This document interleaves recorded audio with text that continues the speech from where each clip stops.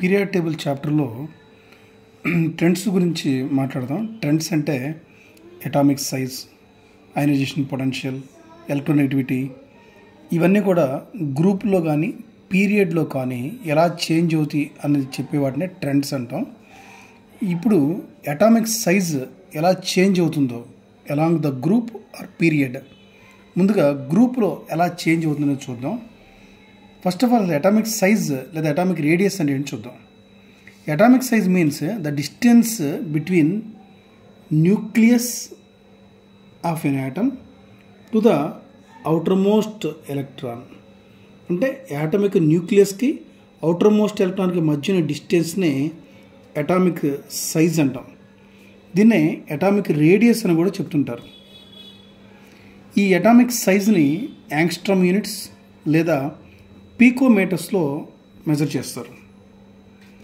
ఇప్పుడు ఒక గ్రూప్లో టాప్ టు బాటమ్ చూసినట్లయితే అటామిక్ సైజ్ ఇంక్రీజ్ అవుతుందని, పీరియడ్లో లెఫ్ట్ నుంచి రైట్ వెళ్తున్న కొద్దీ అటామిక్ సైజ్ డిక్రీజ్ అవుతుందని మనం తెలుసుకున్నాం.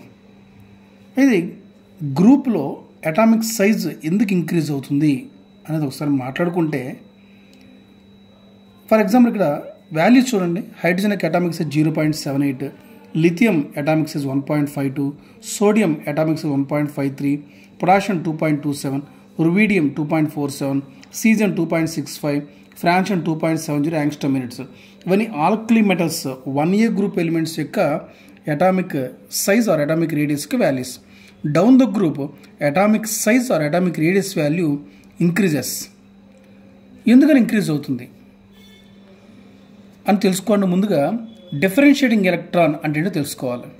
What is meant by differentiating electron? Differentiating electron means an electron which differentiate that element from its previous element. ఉదాహరణకి hydrogen electron configuration 1s1, helium configuration 1s2, lithium electron configuration 1s2, 2s1. The last electron is called differentiating electron. Why? Because this 2s1 electron differentiate lithium atom from its previous element helium. So the last electron is generally considered as a differentiating electron in any element. Okay. In this case, alkali metals from down the group, number of shells increases. Let us see. Hydrogen contains only one shell or one energy level, whereas lithium contains two shells, 1s and 2s. Sodium contains 3 shells, 1, 2, 3. Similarly, potassium contains 4 shells. That means down the group number of shells increases. That means the differentiating electron enters into new shell when we move from down the group. That means lithium contains 2 shells, that's why the differentiating electron enters into second shell. Sodium contains 3 shells, the differentiating electron enters into third shell. Potassium contains 4 shells, so the differentiating electron enters into fourth shell.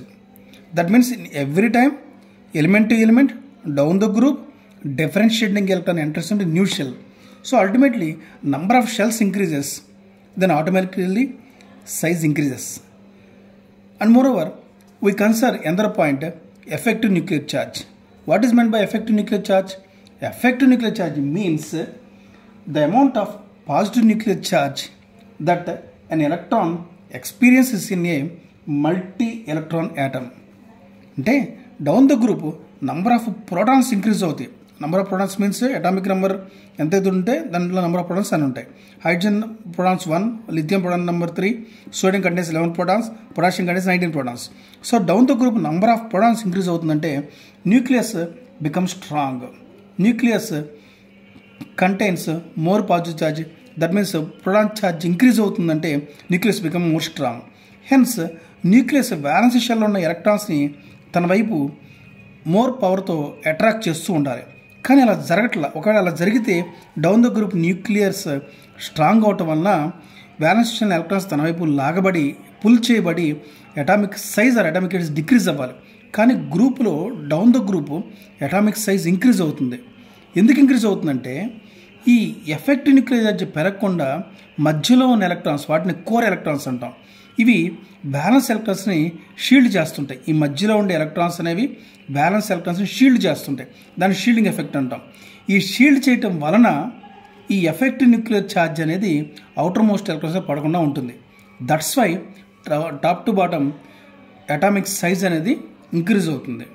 So this is the reason for atomic size increases down the group. So ఫైనల్గా ఏం చేస్తుంది, ఎందుకు atomic size increase అవుతున్న గ్రూప్లో differentiating electron enters into new shell. Element వచ్చేసరికి differentiating electron new షెల్లోకి enter అవుతుంది. That's వల్ల నెంబర్ ఆఫ్ షెల్స్ ఇంక్రీజ్ అవుతున్నాయి. అండ్ ఈ effective nuclear charge outer most shell మీద పడకుండా, అవుటర్ మోస్ట్ షెల్ ఎలక్ట్రాన్స్ మీద పడకుండా ఈ కోర్ ఎలక్ట్రాన్స్ అంటే ఇన్నర్ షెల్స్లో ఉండేటువంటి అల్టిమేట్ షెల్ కానీ, యాంటీ పెనల్టిమేట్ షెల్ కానీ, పెనల్టిమేట్ షెల్ ఉండే ఎలక్ట్రాన్స్ అనేవి ఈ వ్యాలెన్స్ షెల్లో ఉన్న ఎలక్ట్రాన్స్ మీద nuclear charge, that means effective nuclear charge పడకుండా షీల్డ్ చేస్తున్నాయి.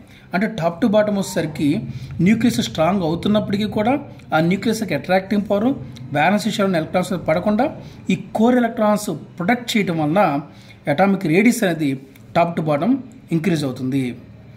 Okay, that's all.